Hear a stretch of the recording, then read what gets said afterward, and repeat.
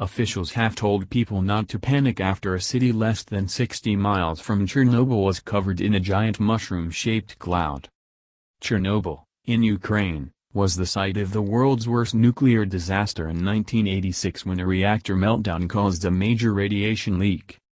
But concerns were raised after the huge cloud was spotted in the capital Kiev.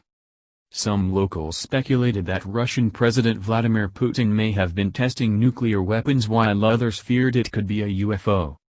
Maxim Volok wrote, "Is it Putin is testing a new nuclear weapon?" And Maria Polyak said, "Is that a UFO?" However, the mushroom-shaped cloud is said to be a naturally occurring weather phenomenon. Dramatic images show the startling cloud in the blue skies over Kiev. And the Ukrainian State Emergency Service later shared photos with the caption, "Admit it, who got scared?" According to the officials, there was no reason to panic as the unusual cloud is a rare phenomenon known as an anvil cloud, so there was no reason for any worries. They added, "We have had these types of clouds before above Kiev Oblast, Ternopil Oblast, and Vinnytsia."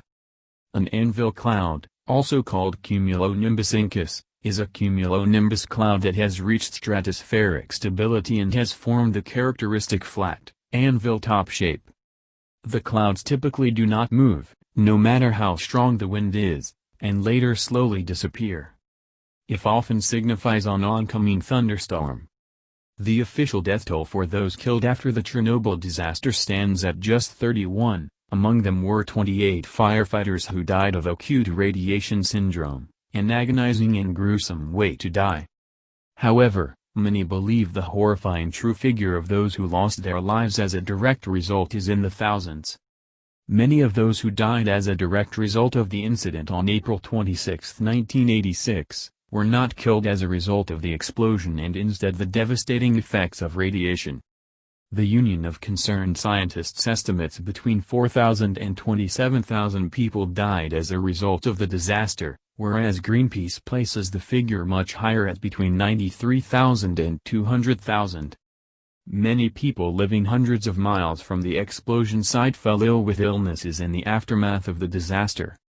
People experienced everything from strange cancers, to birth deformities and other serious illnesses.